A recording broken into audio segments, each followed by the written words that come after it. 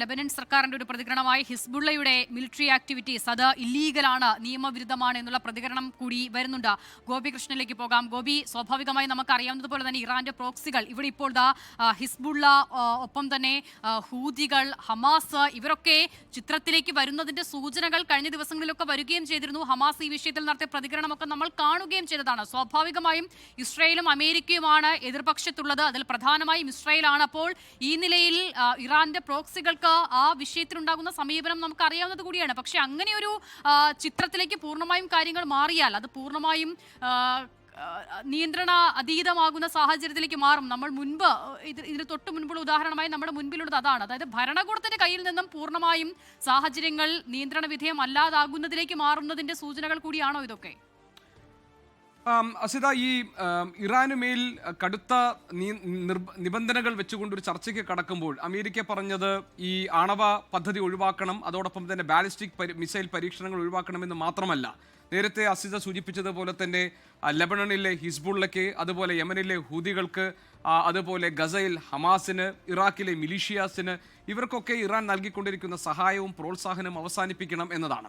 ഇന്നിപ്പോൾ നമ്മൾ കണ്ടത് ലെബനന് നേരെ ഇസ്രായേൽ ആക്രമണം നടത്തുന്നതാണ്. അത് ഒരു ആക്രമണമായിരുന്നില്ല, യഥാർത്ഥത്തിൽ ഒരു പ്രത്യാക്രമണമായിരുന്നു. കാരണം ഹിസ്ബുള്ള കഴിഞ്ഞ കുറേ കാലങ്ങളായി ഇസ്രായേലുമായി കഴിഞ്ഞ ഒരു വർഷമായി ഇസ്രായേലുമായി നിരന്തരമായ പോരാട്ടത്തിലായിരുന്നു. ഈ കഴിഞ്ഞ നവംബർ 2024 ഇസ്രായേലുമായി ഒരു വെടിനിർത്തൽ കരാറിലേക്ക് എത്തുന്നതും. പക്ഷെ അപ്പോഴും ആ കരാറൊക്കെ ലംഘിച്ചുകൊണ്ട് ഇസ്രായേലിന്റെ ഭാഗത്തുനിന്ന് ഹിസ്ബുള്ളയ്ക്ക് നേരെ ആക്രമണങ്ങൾ ഉണ്ടായിരുന്നു എന്നൊക്കെയുള്ള നിരീക്ഷണങ്ങൾ നേരത്തെ തന്നെ വന്നതാണ്. പക്ഷേ ഇപ്പോൾ ഹിസ്ബുള്ള വീണ്ടും സടകുടഞ്ഞ് എഴുന്നേറ്റിരിക്കുകയാണ്. അതിന് കാരണം അയത്തുള്ള അലി ഖംനെയിയുടെ കൊലപാതകത്തോടുകൂടി, ആ വധത്തോടുകൂടി ഇറാന്റെ പരമാധികാരത്തെ സംരക്ഷിക്കാൻ ഇറാനൊപ്പം നിൽക്കേണ്ടത് ബാധ്യത കൂടി ഞങ്ങൾക്കുണ്ട് എന്ന അർത്ഥത്തിലാണ്. മാത്രമല്ല, ഹിസ്ബുള്ള ഈ ഖംനെയിയുടെ വധത്തെ തുടർന്ന് അതിന് അനുശോചനം അറിയിക്കാൻ വേണ്ടി പള്ളികളിൽ ഖുറാൻ പാരായണം നടത്തിക്കൊണ്ട് ആ അനുശോചനത്തിൽ ഭാഗമാകണമെന്ന് ഹിസ്ബുള്ള ആഹ്വാനം ചെയ്യുകയും അങ്ങനെ എല്ലായിടങ്ങളിലും ഖമനയി കൊല്ലപ്പെട്ടതിനോടുള്ള ഒരു വൈകാരികമായ പ്രതികരണം ഉണ്ടാകാൻ ഇടയാക്കും വിധം ഈ വിഷയത്തെ കൊണ്ടുവരികയും ചെയ്തിട്ടുണ്ട്. അതിൻ്റെ ഭാഗമായിട്ടാണ്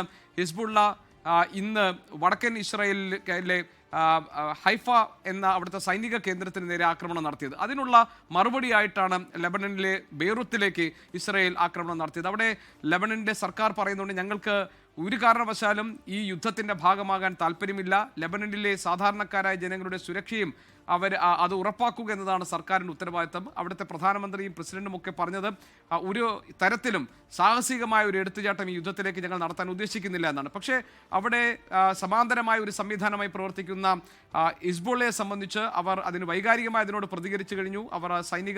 അവർ ആക്രമണം നടത്തി കഴിഞ്ഞു, അതിന് പ്രത്യാക്രമണം ഉണ്ടായി. ഇനി ഇത് തന്നെയാണ് ഹൂതികളുടെ കാര്യത്തിലും സംഭവിക്കുന്നത്, ഇത് തന്നെയാണ് ഗസയിൽ ഹമാസിന്റെ കാര്യത്തിലും സംഭവിച്ചത്. അപ്പോൾ ഇറാൻ ഒരു അപകടത്തിൽ പെടുമ്പോൾ യഥാർത്ഥത്തിൽ ഇറാന് വേണ്ടി ശബ്ദിക്കുമെന്ന് നമ്മൾ കരുതുന്ന ചൈനയും റഷ്യയും ഒക്കെ ഈ ഘട്ടത്തിൽ അവർ നിശബ്ദരാണ്. ശരിയാണ്, അവരുടെ ആയുധ സഹായം, പിന്തുണയും സഹായവും ഒക്കെ ഇറാന് ലഭിക്കുന്നുണ്ട്. പക്ഷേ അന്താരാഷ്ട്ര വേദികളിൽ അവരുടെ ശബ്ദം ഉയരുന്നില്ല. ഒരു തരത്തിൽ ഏതെങ്കിലും തരത്തിലുള്ള ഒരു ഭീഷണിയോ അല്ലെങ്കിൽ ഞങ്ങളുടെ നിലപാട് ഇതാണോ എന്ന് പരസ്യമായി പറയാൻ അവർ ഒരുങ്ങുന്നില്ല. പക്ഷേ ഈ പറയുന്ന ഈ പ്രോക്സി സംഘങ്ങൾ അവർ വളരെ ശക്തമായി ഇതിനോട് പ്രതികരിച്ചു തുടങ്ങിയിരിക്കുന്നു. അങ്ങനെയാണ് ആ മേഖലയിൽ, ആ പ്രദേശങ്ങളിൽ അങ്ങിങ്ങായി വീണ്ടും പൊട്ടിത്തെറികൾ ഉണ്ടാകുന്നതും സ്ഫോടനങ്ങൾ ഉണ്ടാകുന്നതും പ്രത്യാക്രമണം ഉണ്ടാകുന്നതും. ഇത് ഈ മേഖലയെ ഒന്നാകെ അസ്ഥിരപ്പെടുത്തുന്ന, അല്ലെങ്കിൽ മധ്യപൂർവേഷ്യയെ വീണ്ടും അസ്വസ്ഥതകളിലേക്ക് തള്ളിവിടുന്ന ഒരു സാഹചര്യം സൃഷ്ടിച്ചിട്ടുണ്ട് എന്ന് വിലയിരുത്തുന്നതാണ് ശരി അസിത.